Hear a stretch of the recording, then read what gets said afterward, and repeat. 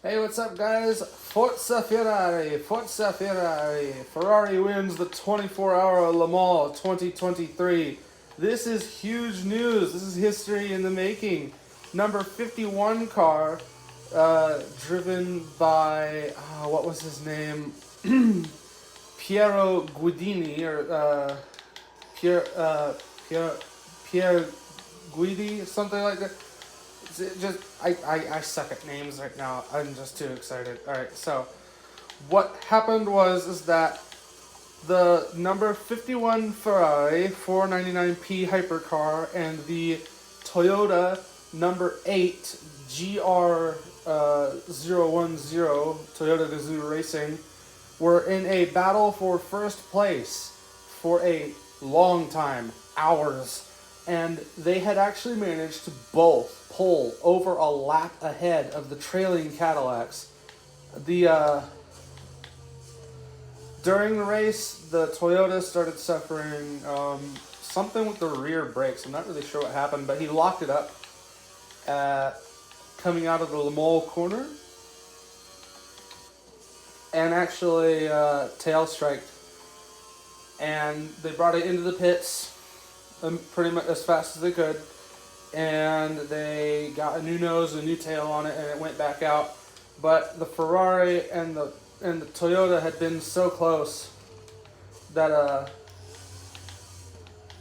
because of that delay, the Ferrari just got to walk away nearly a full lap ahead. Now, that's not to say Toyota didn't give it a college try. They put in a good driver, and he managed to claw back over half a lap in the final 30 minutes.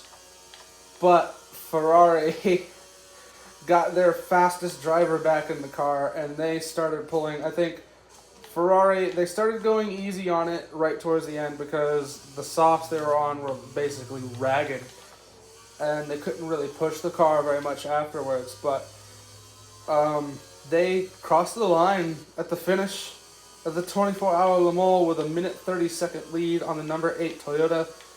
What an upset. Toyota was the favorite for a 6th consecutive, which would have been absolutely incredible. But you know what's even more incredible? Ferrari's return after 51 years in the missing in the top class and winning with the 51 car, which is a first-year car. It's a debut car to the course. This is unheard of. A hiatus this long and a comeback victory from like the depths of Hades. Ferrari's return has been a huge upset to the top class ever since they first entered the 499 back during the race at Sebring. Ferrari shook the door Toyota. Everybody took notice. As soon as that car entered its first race and showed it's got speed, everybody was on their toes. Porsche had a strong car as well with the 963. Porsche Penske had such bad luck that race. None of their cars finished as far as I know, which is such a shame. However, Peugeot with the 9X8 did impressively well. They even led some laps, which was entirely unexpected given their performance in other races up to Le Mans. I think the reason why is because Le Mans is fairly smooth, flat surface. That car is like entirely reliant on ground effect downforce. It's kind of clever and smart if the track is smooth, but most of the WEC class races this championship have been on really rough tracks. And so the 9X8 just hasn't been able to show anything of its stuff, just struggling really hard most of the tracks, especially on Sebring and Silverstone, I think, because very bumpy. And even though Le Mans is very smooth in comparison to most tracks you see here, I'm still quite bouncy. I'm not exactly flat here, there's always something bouncing around. So even on a course which I'm pretty sure the car was designed for in the first place to get some kind of maximized advantage, without a huge rear wing on the back, you can drop weight, you can drop drag, and if you can rely on the ground effect, then you can possibly get an impressive top speed out of the car as well, because it's not getting dragged back as much physically by a wing or fin or active foil of some kind. As long as that works, it could be very interesting. And that's not to say the Peugeot is slow at all. No, we were all proven wrong about that on race day here at Le Mans. Yeah, like I said, Peugeot, one of the 9X8s, even led a few laps because that car, they had set it up nice and well, and it came out the gate swinging. The problem is, and the reason why Peugeot didn't really finish all that well, is because actually both cars suffered incidents. I forget exactly what happened. I'll go back into the race footage and then I'll make a community post about some of it later. But both cars suffered incidences where they needed replacement noses, and I think something with the tail on one of them. And it meant that the car was thrown out of tune, and it took them like the whole race to put them back in. And by that point, the Ferraris and the Toyotas and even the Penske Porsches, before they were retired, just left them. Impressive showing from Cadillac, might I add, as a first-year competitor to the top class of Le Mans. This is their first year in for the top class of WEC, and Cadillac, of all people, the newbies, the fresh out the door, they got third place and fourth place respectively, the number 2 and number 3 cars. Funny how they fell in line like that. The Action Express Cadillac, however, suffered quite a few issues, and it was actually first lap of the race coming out of the Daytona chicanes where it suffered an incident and struck its nose quite severely. Broke a suspension on the left-hand side, it was dragging the wheel, and the nose was basically gone. Tub was fine. They they put a new nose on it and got the suspension back together, but that took a while. Speaking of incidences, Ferrari was not without a few.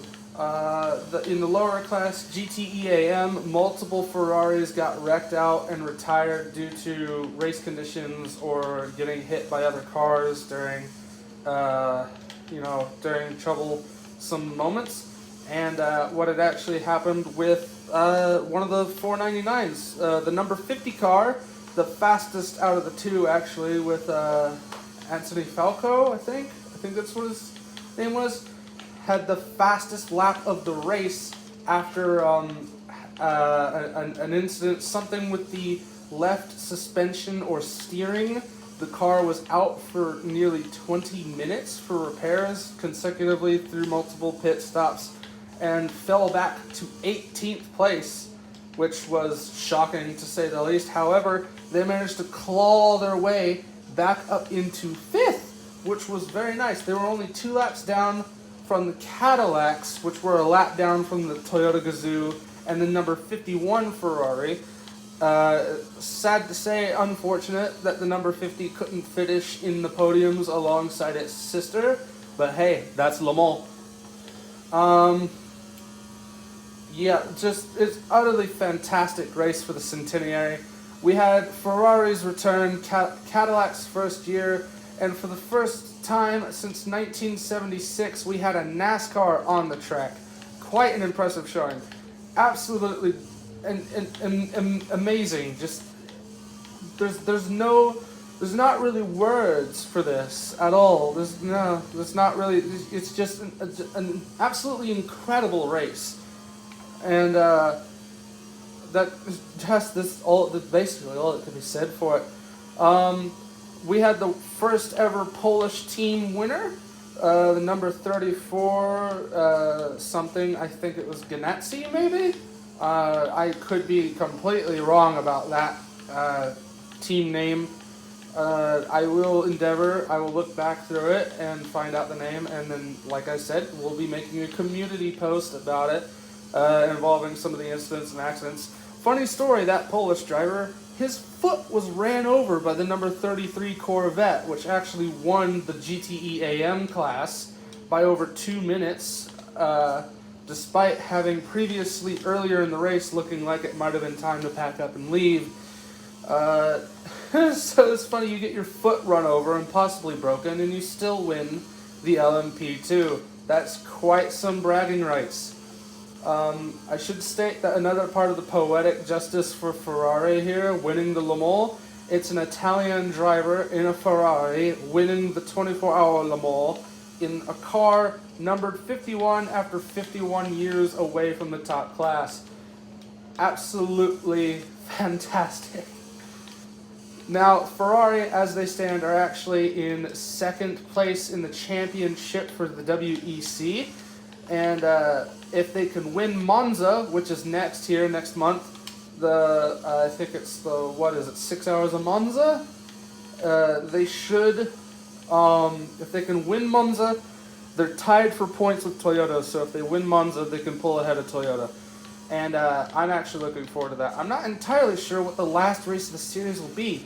But rest assured, everybody's got their hats out. Everybody's excited. Ferrari is out in force for a first year. It is absolutely amazing just to see the absolutely crazy showing, and not to mention the Ferraris qualifying for first and second on the pole. It was just gorgeous, just absolutely beautiful. This, for me in particular, this is a childhood dream come true. I had always wanted to see a Ferrari win at the 24-hour ever since I was a kid, and I really started getting into cars. And just, I've always been a fan of Ferrari, and I'm sure a lot of people watching this can say the same. It's quite an adventure, to say the least. I used to be personally devastated whenever I was little and I found out that Ferrari wasn't in the top class anymore since the 70s, and it was to hear that they were coming back to the top class a little over a month ago when they had already started doing races and I hadn't even known. Hearing that they were back, it gave me this feeling of absolute joy and justification. It's just like, yes, let's do it. Let's win a Le Mans. Let's go Ferrari. Forza Ferrari. Yes, but I knew from the second I saw the 499P that car was going to be a race winner. Whether or not it was at Le Mans didn't really occur to me, but I just knew she was going to be a winning car for something big. That car was going to make history. It's gorgeous. It's terrifyingly fast. I was seeing the speed comparisons between the Toyota and the Ferrari, and the Ferrari's got a good 20 kilometer per hour speed advantage, at least in the midsection, or I forget which gear, but the Ferraris was definitely faster than the straightaways and still had the cornering to match, and Toyota was really struggling, man. Ferrari knocked on their door from the gate and said, hey, and that's what we're looking at now, is a Ferrari victory here at Le Mans. It's just amazing. I'm trying to think of what else to say, really. Yes. So, the Garage 56 NASCAR, it was interesting. Jimmy Johnson as a driver, as a Cup champion, that was pretty nifty to hear about and see, and the car was definitely fast. I mean, it was competing for position overall with some of the LMP2 cars, I think, at one point. I can't remember entirely, but the crazy part about it is that I think they finished in 30-something because they had gearbox trouble. 35th? I think that was it. I think they finished 35th overall due to gearbox issues, and the car was out for over 28 minutes for repairs. which was pretty disheartening to see that, you know, the car had basically given up with the drivetrain and the brakes at some point. Car was out for more than 10 minutes twice, which is never that's never really what you want at Le Mans. You never want to be out for that long because it's a fast track. You know, people can set laps down in under 4 minutes, and so anytime you go in for more than 10, other cars have made 2 or more laps on the track by the time you're back out on the course, and it's such a disheartening feeling to see. However, I would like to state the Garage 56 did fantastic. I heard on the race coverage that there was actually talks about whether or not that car, the number 24, will actually go into a museum. Now, personally, I think it should get to race a few more, but I can perfectly see it being in a museum. That car made history because it actually did finish the 24-hour. Unlike back in 1976 when they let NASCARs race on the track for the first time, and only time up until this point, all the NASCARs that participated in that race actually DNF'd. They all crashed out or had serious mechanical failures and could not continue.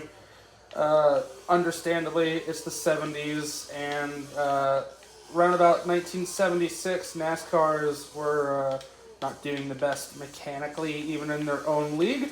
So I can completely understand and see how that happened. So, yeah, as the second time ever NASCAR has been on the track, with the number 24 being the first NASCAR to actually finish, I understand it going into a museum. It's quite the spectacle, especially with a cast iron block. That was interesting. It looks like it's straight out of classic NASCAR. That engine, it's very square. It's got tube carburetors on top. Big, naturally aspirated American V8 with a cast iron block. That's just utterly classic. Anyway, enough about the other teams. Enough about everything else. I just wanted to say, congratulations, Ferrari.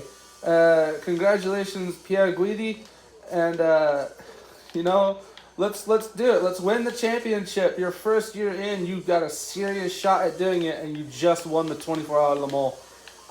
Anybody would be forgiven for being a bit full of air at that point, but don't get over your head yet. It's not over. Keep that attitude. Keep that spirit. Keep pushing for an overall victory in the championship, and we'll see how well it does overall. Those cars are definitely museum pieces after this season, unless they decide to race them in the next, the 2024 WEC. But, let's go. Let's win another. Let's win let's win Monza. let's do it. Let's win the 6 hours of Monza. Forza Ferrari!